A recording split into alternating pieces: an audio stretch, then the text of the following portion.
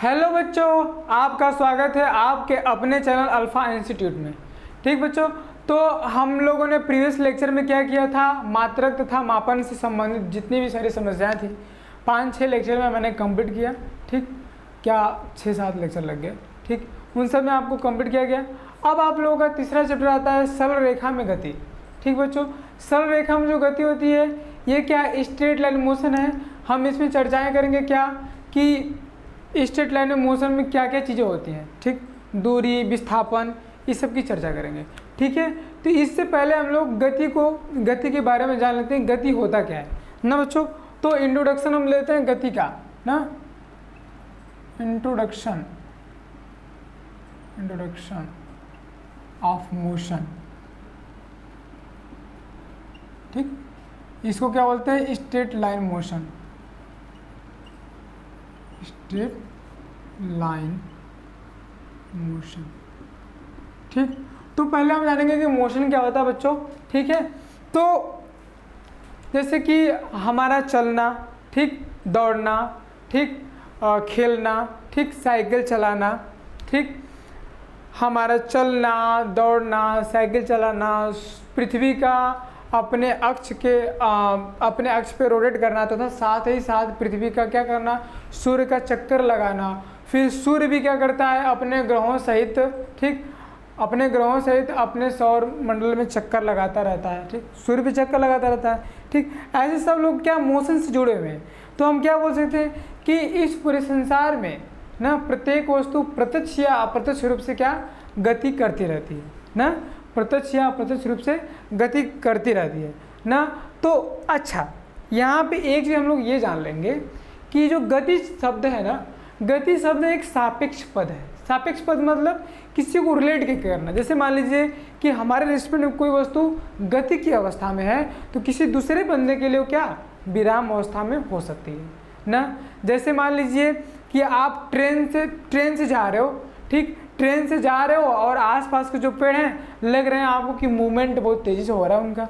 ठीक, देखते हो अगर ट्रेन में बस उसमें बैठे होते हैं तो क्या कहते हैं, जो हम लोग को बाहर पेड़ उपस्थित होता है तो पेड़ लगता है कि बहुत तेज़ी के साथ गति करता है। तो आपके रिस्पेक्ट में देखो वो पेड़ मोशन में है, लेकिन ज़मीन पे बैठा कोई आदमी अगर के पेड़ को देख रहा है तो पेड़ कैसा दिखेगा, विराम अवस्था में देखेगा। तो इसका मतलब कह सकते हैं हम कि जो एक गति शब्द है एक सापेक्ष पद है। सापेक्ष मतलब इसको किसी के परिप्रेक्ष में लेते हैं। ठीक, मतलब एक बंदे के लिए गति की अवस्था में तो दूसरे बंदे के लिए क्या विराम अवस्था में हो सकती है। ठीक, ये तुम्हारा था गति। ठीक, तो गति को डिफाइन कैसे करते हैं, तो गति को डिफाइन करते हैं कि समय के साथ साथ ना किसी व्यक्ति, वस्तु या स्थान की स्थिति में परिवर्तन को क्या कहते हैं, गति कहते हैं। अगर कि तुमको गति का डिफिनीशन देना होगा, आपको गति का डिफिनीशन देना होगा तो क्या दे देंगे कि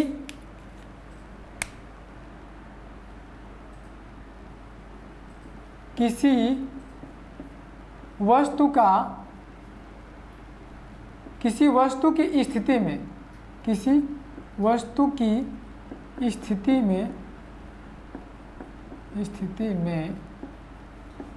समय के साथ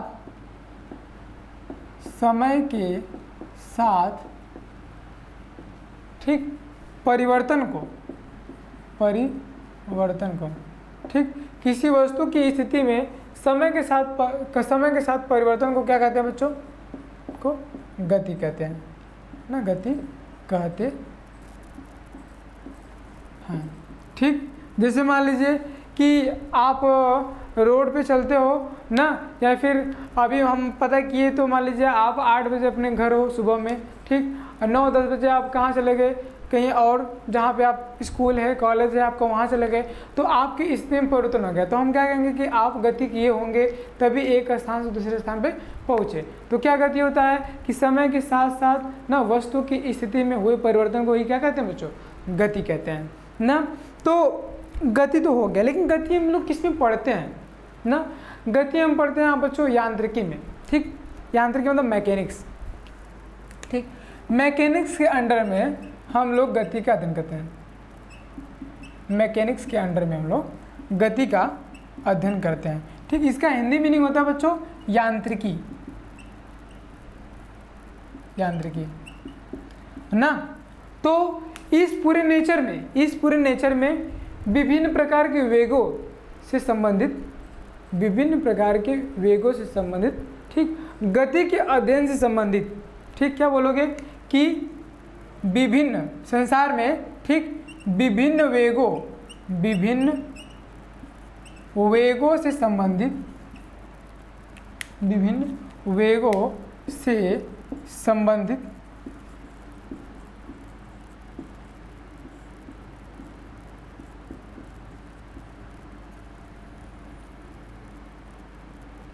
नहीं, यहाँ व्यवस्थित लिखना, विभिन्न वेगों से व्यवस्थित तथा गति के अध्ययन से संबंधित, गति के अध्ययन से संबंधित विभिन्न योगों से व्यवस्थित तथा गति के अध्ययन से संबंधित, ठीक, भौतिकी की शाखा को बच्चों यांत्रिकी कहते हैं। यांत्रिकी मतलब मैकेनिक्स कहते हैं, ठीक। तो यांत्रिकी क्या है, मैकेनिक्स क्या है? विभिन्न वेगों से संबंधित या व्यवस्थित गति के अध्ययन से संबंधित भौतिकी की शाखा को ना, मतलब फिजिक्स की शाखा को हम क्या कहते हैं बच्चों? यांत्रिकी कहते हैं, ठीक। यांत्रिकी बच्चों 3 पार्टों में बांटा गया है, ठीक है। यांत्रिकी को 3 पार्टों में बांटा गया है। देखिए किस किस पार्ट में बांटा गया है।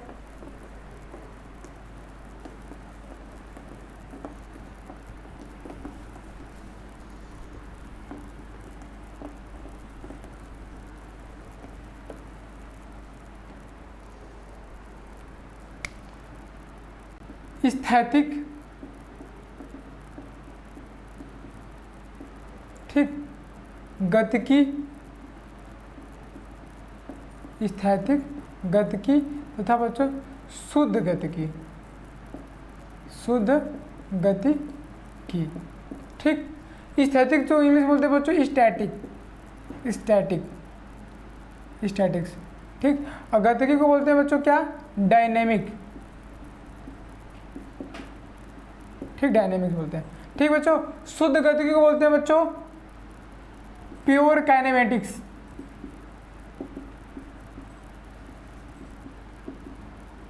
ठीक बच्चों ना।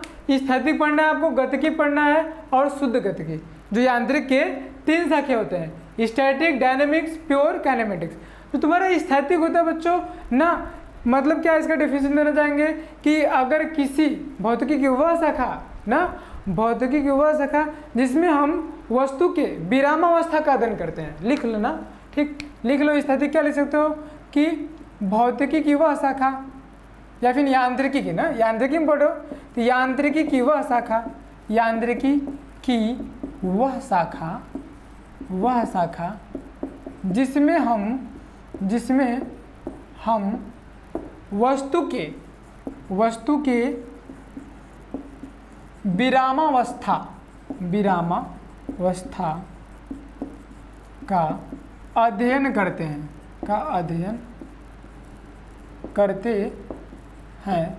क्या कहलाता है बच्चों?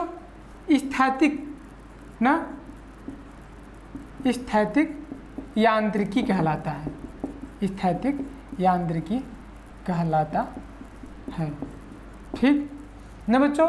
यांत्रिकी की वह शाखा जिसमें हम वस्तु की विरामावस्था का अध्ययन करते हैं, ठीक, स्थैतिक यांत्रिकी कहलाता है, ठीक बच्चों। अगर कि हम दूसरे की डिफिनेशन देना चाहें बच्चों, दूसरे की डिफिनेशन गतिकी क्या होता है?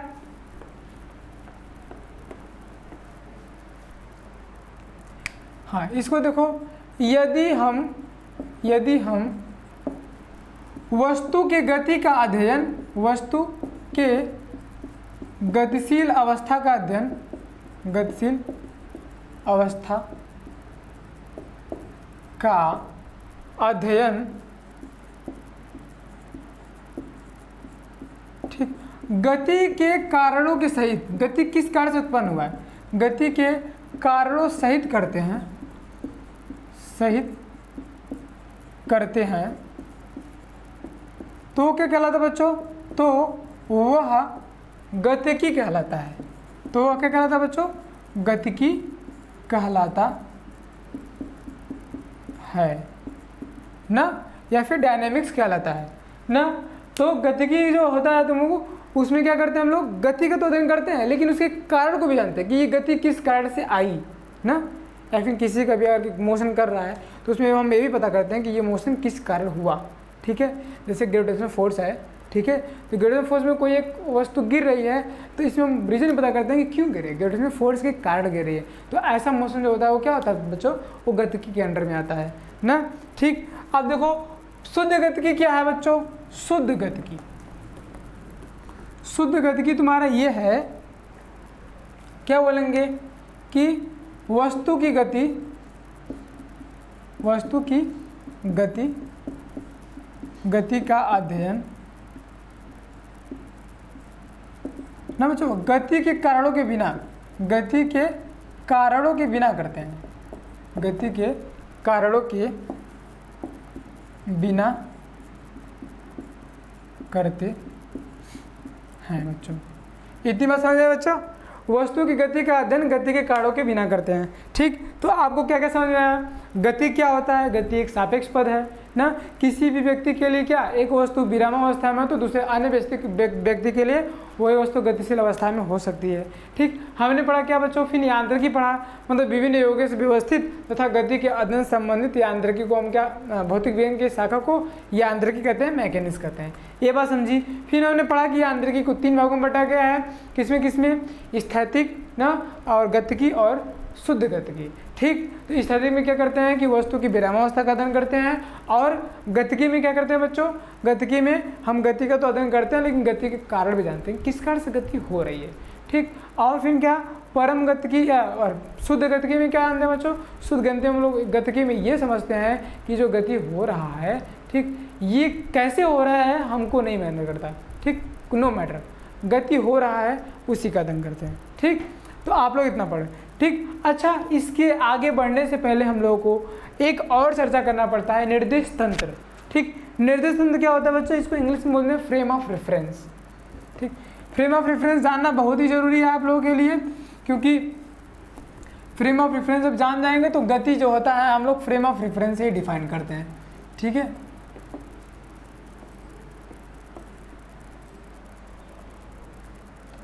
निर्देश तंत्र बच्चों, निर्देश तंत्र देखो 2 होता है, एक हम अभी बता रहे हैं और एक निर्देश तंत्र जब पढ़ाएंगे समतल में गति, न्यूट्रल मोशन, तो उसमें बताएंगे। ठीक, वो अलग टाइप का निर्देश तंत्र है। ठीक है, निर्देश तंत्र लेकिन एक्सपेक्ट अलग है।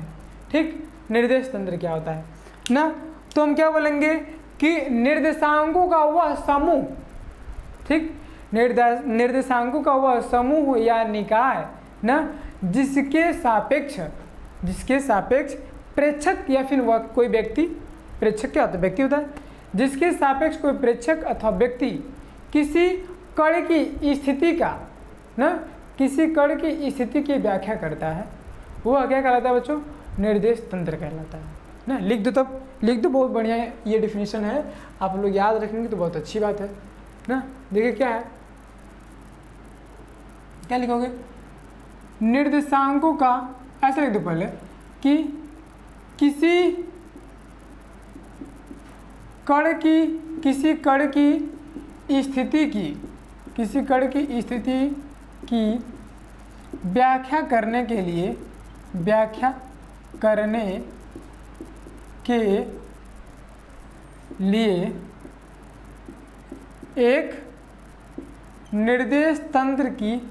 एक निर्देश तंत्र की आवश्यकता पड़ती है।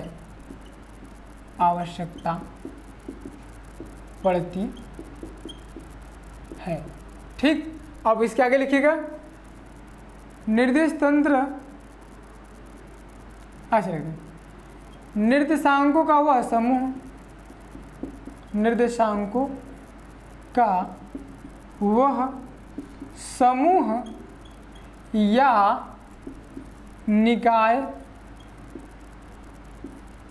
जिसके सापेक्ष ना बच्चों, जिसके सापेक्ष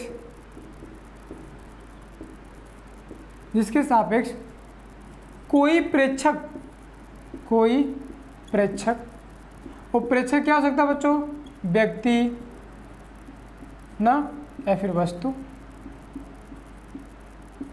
ठीक, कोई प्रेक्षक न व्यक्ति वस्तु न जानवर, कोई भी जो समझदार हो, सेंसिबल हो, ठीक। निर्देशांकों का वह समूह या निकाय जिसके सापेक्ष कोई प्रेक्षक या फिर व्यक्ति, व्यक्ति या लिखो वस्तु मत लिखो, कोई व्यक्ति किसी कण की, कण मतलब वस्तु, किसी कण की स्थिति की व्याख्या करता है, किसी कण की स्थिति का व्याख्या, किसी कण की स्थिति का व्याख्या करता है ना बच्चों, वो क्या कहलाता है बच्चों, निर्देश तंत्र कहलाता है, निर्देश तंत्र कहलाता, निर्देश तंत्र कहलाता है। आए बात समझ में, क्या है इसको इंग्लिश में फ्रेम ऑफ रेफरेंस, बच्चों जानते रहो, फ्रेम ऑफ रेफरेंस ना। किसी कण की स्थिति की व्याख्या करने के लिए एक निर्देश तंत्र की आवश्यकता पड़ती है, ठीक है, एक निर्देश तंत्र की आवश्यकता पड़ती है। निर्देशांकों का वह समूह, निर्देशांकों का वह समूह, निर्देशांकों का वह समूह अथवा निकाय जिसके सापेक्ष कोई प्रेक्षक या व्यक्ति किसी कण की स्थिति की व्याख्या करता है, निर्देश तंत्र कहलाता है। ठीक बच्चों, इतनी बात समझ में आई। अच्छा, निर्देश तंत्र तो आपको समझ में आ गया, ठीक। निर्देश तंत्र के बारे में मैं एक थोड़ा सा मतलब एग्जाम्पल देके बता दे रहा हूँ एक कि कैसा निर्देश तंत्र क्या महत्व करता है हम लोगों के लिए।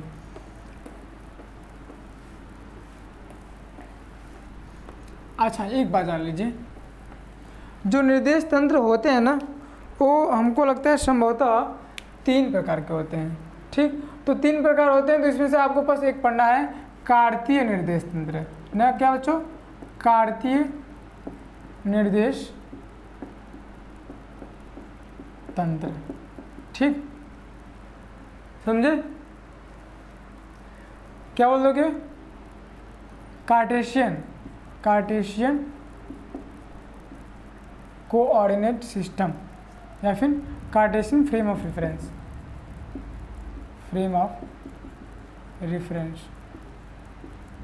ठीक बच्चों। इसमें क्या होता है कि ये ऊपर y एक्सिस होता है, ये क्या होता है बच्चों, x, ये होता है z, ठीक। अच्छा, इसमें टाइम भी ऐड होता है ना। इसी सिस्टम के थ्रू हम क्या करते हैं बच्चों, किसी भी वस्तु की स्थिति की व्याख्या करते हैं। ये जो तुम्हारा सिस्टम होता है बच्चों, इसे बोलते हैं हम लोग clockwise frame of reference. Clockwise frame of reference मतलब कार्टेशियन फ्रेम ऑफ रेफरेंस ना, कार्टेशियन फ्रेम ऑफ रेफरेंस ना बच्चों। अगर कि यही हम y एक्सिस इधर लेते, अरे ये एक्सिस इधर लेते, तो ये क्या कहलाता है बच्चों तुम्हारा, ये क्या होता है तुम्हारा वामावर्त, मतलब एंटी क्लॉकवाइज ना, कार्टेशियन फ्रेम ऑफ रेफरेंस ना बच्चों। ये क्या है, क्लॉकवाइज है, ये एंटी क्लॉकवाइज है। इसकी जो निर्देश तंत्र की क्या खासियत है कि y axis, x axis, z axis होते हैं, तीनों आपस में परपेंडिकुलर होते हैं और टाइम के रिस्पेक्ट में हम लोग बताते हैं, ठीक। अच्छा, तो आप लोगों को निर्देश तंत्र पता हो गया। निर्देश तंत्र पे कुछ कहानी जान लीजिए। जैसे कि मान लीजिए कि एक प्लेटफॉर्म है, तो एक प्लेटफॉर्म है, तो एक व्यक्ति क्या है, प्लेटफॉर्म पे खड़ा है। खड़ा होने के बाद वो व्यक्ति सामने स्थित किसी पेड़ को देखता है ना। जो मैंने अभी शुरुआत में बोला था वही बात फिर से बताने जा रहा हूँ। क्या बताने जा रहा हूँ, जैसे मान लीजिए कि कोई एक व्यक्ति प्लेटफॉर्म पे खड़ा है। प्लेटफॉर्म पे खड़ा होने के बाद ना सामने स्थित ना किसी पेड़ को देख रहा है, तो पेड़ उसको एकदम विराम अवस्था में दिखाई दे रहा है, ठीक है। लेकिन वही व्यक्ति चलती हुई ट्रेन में क्या कर रहा है, ट्रेवल कर रहा है, और चलती हुई ट्रेन में बैठ के देख रहा है। वैसे ही विराम अवस्था से पेड़ जो थे उन्हीं को देख रहा है मान लीजिए, तो क्या वो चलते हुए दिखाई देगा, पीछे भागते हुए, ट्रेन आगे जा रही तो पीछे भागते हुए दिखाई देगा पेड़। तो पेड़ क्या हो गया, गति की अवस्था में दिखाई दिया ना। लेकिन जो प्रेक्षक था, जो ऑब्जर्वर था, वो क्या था, वही था। पहले वो क्या था, विराम अवस्था में था, और फिर वो क्या ट्रेन में चलता रहा, मतलब गति की अवस्था में हो गया।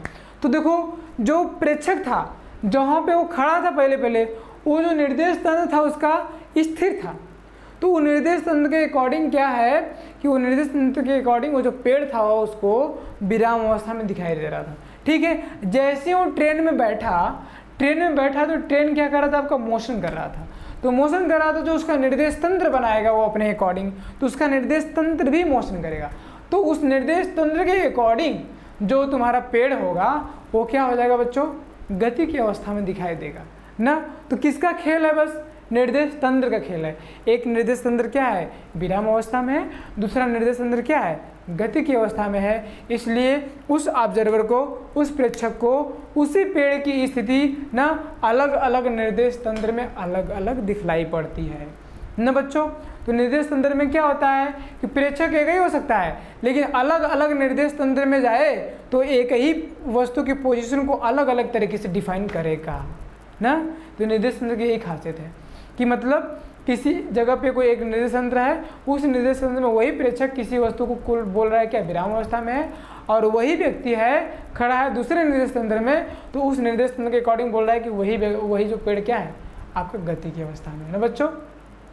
कभी कभी आप लोग देखे होंगे निर्देश तंत्र के बारे में मतलब बहुत सारे एग्जांपल मैं दे सकता हूँ। जैसे कि आप लोग जैसे मतलब कभी कभी हम लोग देखते हैं चलते जाते हैं, जब चलते हैं ना तो एक गेंद उछालते हैं, फिर जाके रोकते हैं कुछ दूर जाके, देखोगे तो क्या होता है कि जैसे तुम गेंद उछालोगे तो तुम जितना दूरी डिस्टेंस तय कर लिए हो वहीं पे आके गेंद गिरती है, ना कि तुम यहाँ उछाल दिए तो यहीं पे गेंद नहीं गिरेगी, तुम जहाँ जाओगे वहाँ पे गिरेगी। तो तुमको तो लगेगा कि गेंद हमेशा क्या कर रहा है, तुमको लगेगा कि गेंद हमेशा वर्टिकली मोशन कर रहा है, ऊर्ध्वाधर मोशन कर रहा है ना। जैसे मान लीजिए कि आप यहाँ पे ठीक है खड़े थे ऐसे, ठीक, आप उधर जा रहे हैं, ठीक, अपने हाथों से आपने क्या किया, गेंद को उछाला ना, ठीक, फिर तुमने क्या किया कि कुछ टाइम बाद आप क्या किए कि यहाँ पहुँचे,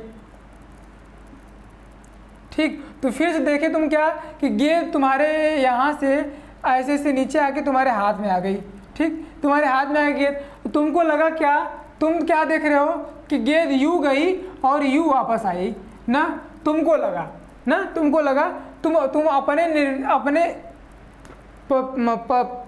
अपने अनुसार बता रहे हो कि तुम्हारी गेंद क्या कर रही है कि ऊर्ध्वाधर गति कर रही है ना। लेकिन अगर कि दूसरा कोई व्यक्ति मान लीजिए विराम अवस्था में है यहाँ पे, ठीक है, विराम अवस्था में है और खड़े होके आपको देख रहा है ना, वहाँ पे देख रहा है आपको खड़े होके, तो देखेगा क्या पाएगा ना, खड़े होके देख रहा है, ठीक, तो खड़े होके देख रहा है आपको ऊपर देख रहा है ना, ठीक, खड़े होके आपको देख रहा है ऊपर की तरफ। तो क्या कह रहा है कि ये जो तुम्हारा गेंद था परवलयाकार मोशन किया ना, आपने यहाँ उछाला, फिर ऐसे गया, फिर ऐसे गिरा, लेकिन आप क्या कह रहे हैं कि नहीं, गेंद क्या कर रही है कि ऊपर गई यू आई, तो आप क्या बोल रहे हैं कि हमारी जो गेंद है ऊपर नीचे गति कर रही है। लेकिन दूसरा व्यक्ति क्या कर रहा है कि नहीं, तुम्हारी जो गेंद थी ना, तुमने ऐसे फेंका और जब तुम दूर गए तो वहाँ जाके गिरी, मतलब गेंद तुमने यहाँ फेंका था और ये ऐसे गई, फिर यू ऐसे आई, मतलब क्या तुम्हारा गति जो ये था परवलयाकार मोशन किया, और तुम क्या कह रहे हो कि ऊर्ध्वाधर गति किया। तो दोनों में डिफरेंस हो गया। यहाँ पे देखो ऑब्जर्वर अलग अलग हैं, एक ही ऑब्जर्वर नहीं है, अलग अलग ऑब्जर्वर हैं, अलग अलग प्रेक्षक को एक ही वस्तु की गति क्या अलग अलग मिल रही है ना। तो देखो ये है निर्देश तंत्र, ये निर्देश तंत्र इसके अकॉर्डिंग है, ये अपने अकॉर्डिंग बनाया होगा और ये अपने अकॉर्डिंग बनाया होगा। तो ये जो है इसके अकॉर्डिंग मतलब इस निर्देश तंत्र के साथ साथ क्या कर रहा है, ये गति कर रहा है, इसलिए इसको क्या ऊर्ध्वाधर मोशन दिख रहा है। और ये क्या है, ये स्थिर है और बस ये गति कर रहा है, तो इसलिए गेंद क्या इसको परवलयाकार दिख रही है ना, देख रहे हो ना। अच्छा, एक और एग्जांपल लेते हैं। जैसे मान लीजिए कि एक ट्रेन में आप बैठे हैं, ट्रेन में बैठ के आप क्या कर रहे हैं, गेंद को उछाल रहे हैं, ठीक, तो आपको वहाँ भी लग रहा है क्या कि जो तुम्हारा गेंद है वो क्या कैसी गति कर रही है, ऊर्ध्वाधर गति कर रही है। लेकिन जो बाहर से कोई आदमी देखेगा तो कहेगा कि नहीं, गेंद परवलयाकार मोशन कर रही है ना। तो ये सारे एग्जाम्पल है। मतलब क्या है बच्चों कि ये होता है निर्देश तंत्र का महत्व ना, निर्देश तंत्र का बहुत बहुत महत्व है फिजिक्स में विदाउट निर्देश तंत्र किसी वस्तु की व्याख्या हम लोग अच्छे से मैथमेटिकल ढंग से नहीं कर पाएंगे, ठीक है। तो निर्देश तंत्र बहुत ही रिक्वायरमेंट रखता है ना। अच्छा बच्चों, इतनी बात आप जान लिए, ठीक है। तो जैसे कि हम नहीं चाहते हैं कि जल्दी से हम चैप्टर स्टार्ट कर दें, सरल रेखा में घुस जाएं, ठीक। उसके पहले हम बेसिक चीज़ों को बता देना चाहते हैं, ठीक है। आज का पहला लेक्चर है तीसरे चैप्टर का। आप लोगों के पास टाइम भी बहुत सारा है, तो हम लोग का कोर्स, आप लोगों का कोर्स भी धीरे धीरे खत्म किया जाएगा और नॉलेज के साथ खत्म करिए, ठीक है। आपका यही बेस है, इस बेस में आप नॉलेज इकट्ठा कीजिए ना।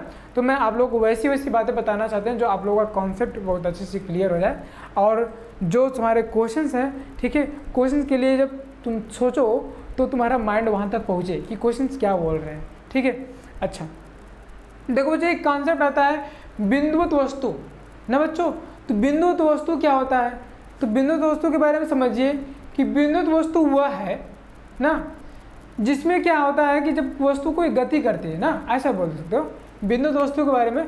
बिंदुवत वस्तु क्या होता है? फिजिक्स किसको बिंदुवत वस्तु मानता है और किसको भारी ऑब्जेक्ट मानता है? फिजिक्स, ठीक। देखिए, जो भौतिक विज्ञान होता है किसी भी पॉइंट को बिंदु कब मानता है ना, तो क्या बोल देंगे? गतिशील वस्तु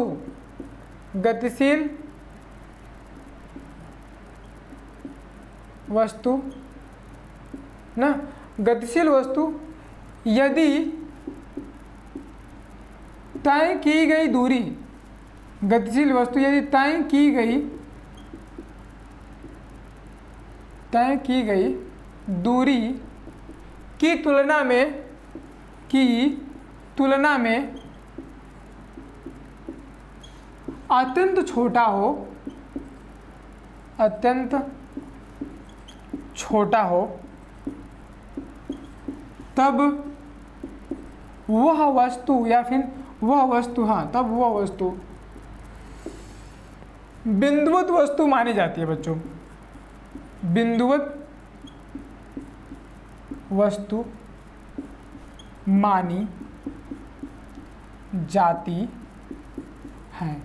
आई बात समझ बच्चों? और कोई गतिशील वस्तु है ना, तय की गई दूरी के रिस्पेक्ट में अगर कि वो अत्यंत छोटा है तो उस वस्तु को क्या मानेंगे बच्चों?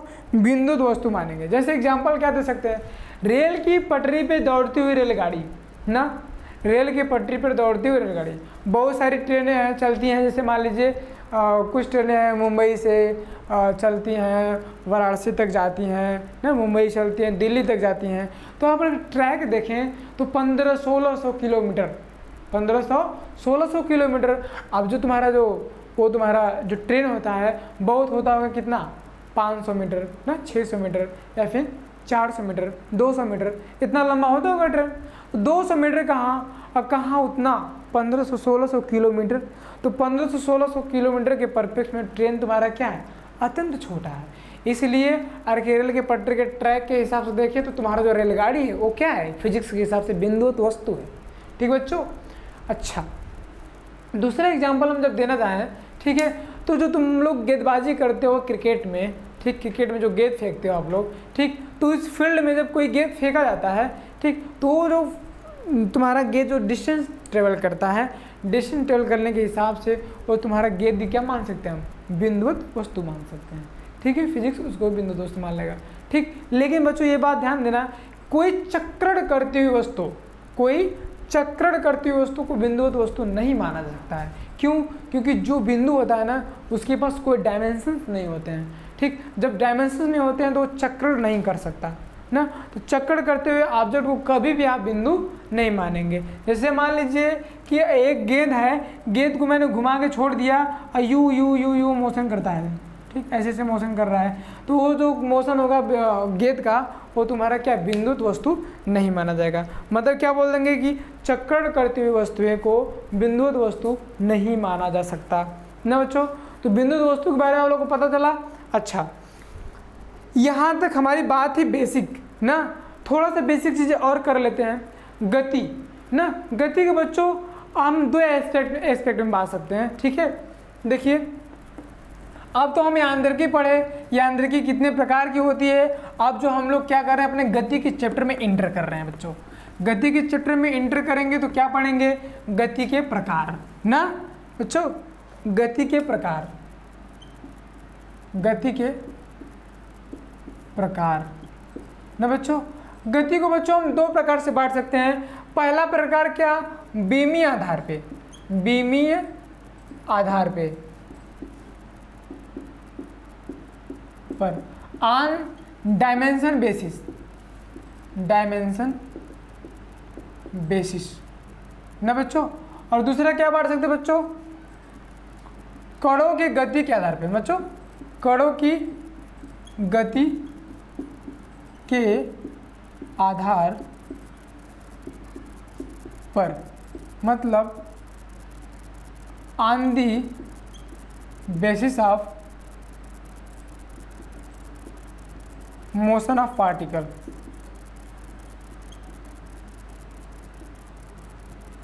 ठीक बच्चों, दो आधार पे बांट सकते हैं। तो पहला देखिए बीमीय आधार पे, बीमीय आधार पे देखिए, बीमीय आधार के बच्चों गति को क्या कर सकते हैं, तीन भागों में बांट सकते हैं। ठीक बच्चों, पहला क्या कर सकते हैं, एक बीमीय गति, एक बीमीय गति। ठीक, दूसरा क्या बच्चों, द्विबीमीय गति, गति। और बच्चों त्रिबीमीय गति ना बच्चों। इसको इंग्लिश में क्या बोल देंगे, one dimensional motion, one dimensional motion. ठीक, द्विबीमीय क्या बोल देंगे बच्चों, two dimensional motion, two dimensional motion. ठीक, ये क्या बच्चों, थ्री डायमेंशनल मोशन।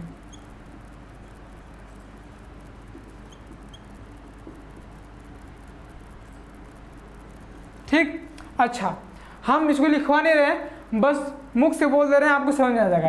एक डायमेंशनल मोशन क्या होता है, जो तुम्हारा ये एक्स वाई जेड कोऑर्डिनेट होता है, एक्स वाई जेड या फिर एक्स वाई जेड ना। तो क्या बोलेंगे कि किसी निर्देश तंत्र में ना कोई दो, तीन एक्सिस में से, तीन अक्षों में से कोई दो अक्ष क्या हो जाए, ठीक, कोई दो अक्ष स्थिर कर दिया जाए और गति ना, गति हमारा किसी एक अक्ष के ना एक ही दिशा के रिस्पेक्ट में हो, तो ऐसे मोशन क्या बोलते हैं बच्चों, एक बीमीय गति ना। मतलब एक ही डायमेंशन में, एक ही डायमेंशन में यदि हमारा दो डायमेंशंस क्या है बच्चों, हमारा स्थिर है तथा एक डायमेंशन में ही हमारा वस्तु समय के साथ परिवर्तित हो, तो ऐसे मोशन क्या बोलते हैं, एक बीमीय गति। जैसे बच्चों एक रस्सी ले लेते हैं और रस्सी पे हम एक चला देते हैं, किसको, चींटी को चला देते हैं, चींटी को हम एक रस्सी पे चला देते हैं। ठीक है, तो जब चींटी चलती है तो चींटी की गति क्या बोलेंगे बच्चों, वन डायमेंशनल मोशन। ठीक बच्चों, द्वि डायमेंशनल मोशन क्या हो गया, क्या करते हैं कि इसमें से एक डायमेंशन को स्थिर कर देते हैं, एक डायमेंशन को स्थिर कर देते हैं और वस्तु की स्थिति में परिवर्तन इन दो डायमेंशन के परपेक्ष में होता है, कि सापेक्ष होता है, तो ऐसे मोशन को हम क्या बोलते हैं, द्विबीमीय गति बच्चों। ठीक, त्रिबीमीय गति क्या होता है, द्विबीमीय गति का एग्जाम्पल देखो बच्चों, जैसे कोई प्लेन पेपर है, प्लेन पेपर पे आप अगर कुछ भी चलाएंगे, प्लेन है, उस प्लेन पेपर पे आप कुछ भी चलाएंगे तो टू डायमेंशनल मोशन हो जाएगा बच्चों ना। ठीक, जैसे मान लीजिए कि आपका जो जमीन है, जमीन पे अगर चींटी चलती है तो क्या, टू डायमेंशनल मोशन कर रही है, और केवल रस्सी पे चलेगी तो क्या, वन डायमेंशनल मोशन कर रही है। जब जमीन पे चलेगी बच्चों तो क्या करेगी, एक्स और वाई दोनों के रिस्पेक्ट में अपना पोजीशन को चेंज करेगा।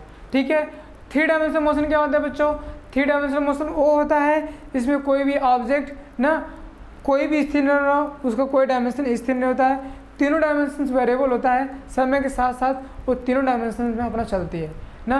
जैसे में कि उड़ता हुआ पक्षी ना, उड़ता हुआ पक्षी बच्चों क्या है, 3D ऑब्जेक्ट है। ठीक, वो अपना मोशन क्या करता है, रैंडम करता रहता है, तो एक्स में, वाई में, जेड में एक ही साथ उसका क्या पोजीशन चेंज होता रहता है। तो ऐसे मोशन क्या हो गए, वन डायमेंशन, टू डायमेंशन और थ्री डायमेंशन। ये बच्चे किसके किसी के आधार पे था बच्चों, बीमीय आधार पे था ना। अगर कि हम बच्चों कण की गति के आधार पे करें ना, कण के गति के आधार पे अगर कि हम इसकी बात करें, देखो अगर के कण की गति के आधार पे करें हम इसकी बात, यहीं पे हम अपनी बात खत्म करेंगे, करने के बाद ठीक, कल के लिए भी छोड़ दें, आगे आने वाले दिनों के लिए। देखिए कण की गति के आधार पर क्या मोशन हो जाता है बच्चों, 3 प्रकार का होता है। कौन कौन सा? एक तो होता है स्थानांतरीय गति बच्चों, स्थानांतरीय गति, स्थानांतरीय गति होता है बच्चों। इंग्लिश में बोलते हैं इसको बच्चों ट्रांसलेशनल मोशन, ट्रांसलेशनल मोशन, ठीक बच्चों। और एक होता है बच्चों क्या, घूर्णन गति, घूर्णन गति, इसको इंग्लिश में बोलते हैं बच्चों रोटेशनल मोशन, रोटेशनल मोशन, ठीक बच्चों। अब होता है बच्चों स्थानांतरित गति हो गया, गुणन गति हो गया। अब थर्ड वन होता है क्या, दोलन गति बच्चों, दोलन गति। ये होता है बच्चों ऑक्सीलेटरी मोशन, मोशन, ठीक। अच्छा, स्थानांतरित गति, गुणन गति, दोलन गति। स्थानांतरित गति क्या होता है बच्चों, स्थानांतरित गति वो होती है जिसमें कोई ऑब्जेक्ट समय के साथ साथ अपनी स्थिति को चेंज करे ना। एस्पेक्ट देखो अलग है ना, मोशन तो मैंने बस वो टाइप बताया था, ये टाइप तो अपने आप लोग मतलब अपने दिमाग से समझ जाएंगे कि उस गति के प्रकार में इस गति के प्रकार में अंतर क्या है। दोनों गतियाँ सेम है बट क्या एस्पेक्ट अलग अलग है, ठीक। स्थानांतरित गति क्या होता है बच्चों, जैसे मान लो कि कोई बस जा रही है, रोड पे जा रही है, तो पहले समय पे यहाँ थी और मोशन अपना चेंज करके किसी दूसरे जगह पे चली गई ना, तो ये क्या बच्चों स्थानांतरित गति है। तो क्या बोल देंगे कि समय के साथ साथ अगर कि कोई वस्तु अपनी स्थिति को परिवर्तन कर रही है, अपनी स्थिति को परिवर्तित कर रही है, तो ऐसे मोशन को बोलेंगे ट्रांसलेशन मोशन या फिर स्थानांतरित गति बोलते हैं ना बच्चों, ठीक है। दूसरा क्या, घूर्णन गति। घूर्णन गति क्या बच्चों, किसी अक्ष के परितः ना, किसी स्थिर अक्ष के परितः कोई ऑब्जेक्ट घूमता रहता है, तो ऐसी गति क्या बोलते हैं बच्चों, घूर्णन गति बोलते हैं ना, घूर्णन गति बोलते हैं। इसको इंग्लिश में बोलते हैं रोटेशनल मोशन। जैसे देखो, जैसे फैन चलता है हम लोग घरों में, तो फैन की गति क्या बच्चों, रोटेशनल मोशन है, ठीक। लट्टू को ऐसे क्या करते हैं, घुमा के छोड़ देते हैं, तो जो हमारा लट्टू है बच्चों वो भी क्या करता है, घूर्णन गति करता रहता है ना। और जो तुम्हारा सूर्य है, सूर्य भी क्या करता है, अपने एक्सिस पे घूमता रहता है, तो वो भी क्या एक प्रकार की घूर्णन गति है। पृथ्वी भी क्या है, अपने एक्सिस पे घूमती रहती है, तो भी क्या करती है बच्चों, एक घूर्णन गति करती है ना। अब जो दोलन गति है बच्चों, दोलन गति क्या होता है कि जब कोई भी ऑब्जेक्ट ना किसी फिक्स एक्सिस के लाइन ना, फिक्स लाइन के ना इधर इर्द गिर्द इक्वल टाइम इंटरवल में एक फिक्स डिस्टेंस को तय करती है, इक्वल टाइम इंटरवल में एक फिक्स डिस्टेंस को तय करती है, तो वो तुम्हारा क्या कहलाता है बच्चों, दोलन गति कहलाता है ना। अब फैन लटका देते हैं हम लोग, ठीक है, और क्या हम फैन लटका देते हैं, ठीक, नीचे की तरफ, ठीक, तो जो फैन चलता रहता है तो वो फैन क्या है हमारा, रोटेशनल मोशन है ना बच्चों। तो यहाँ तक आपको सारी बातें समझ में आ गई, ठीक। अगली की बातें अब हम लोग चैप्टर में एंटर करेंगे अगले लेक्चर से। अगले जो टॉपिक हम पढ़ाएंगे वो सरल रेखा में गति, हम दूरी विस्थापन ये सब से स्टार्ट करेंगे। और ये मैंने बेसिक चीज़ें बताई हैं आप लोगों को, ठीक है, जो आपको आपकी थिंकिंग के लिए बहुत ही क्या है, बेनिफिशियल है, ठीक। मैं इस एस्पेक्ट में पढ़ाया हूँ ताकि आप लोगों के पास क्या है, टाइम है, और 12th वालों के पास क्या है, टाइम नहीं है। तो जब आपके पास टाइम है तो उसका आप यूज कीजिए ना, और आप क्या कीजिए कि हमारे चैनल से जुड़िए, और जो भी ज्ञान हम दे रहे हैं उनको उन बच्चों तक भी पहुँचाएँ कृपया करके जो इस काबिल नहीं है कि वो क्या स्कूल कॉलेज अभी नहीं जा सकते हैं, ठीक है। उनको क्या कीजिए कि दीजिए लेक्चर, शेयर कीजिए, सब्सक्राइब कीजिए, ठीक। अच्छा, आगे की बात की चर्चा जो है चैप्टर नंबर 3 जो इंटर है सरल रेखा में गति, उस पर मेन चर्चा हम लोग अगले लेक्चर में करेंगे, ठीक है बच्चों। तो टेक केयर, बाय बाय, आज के लिए बस इतना ही।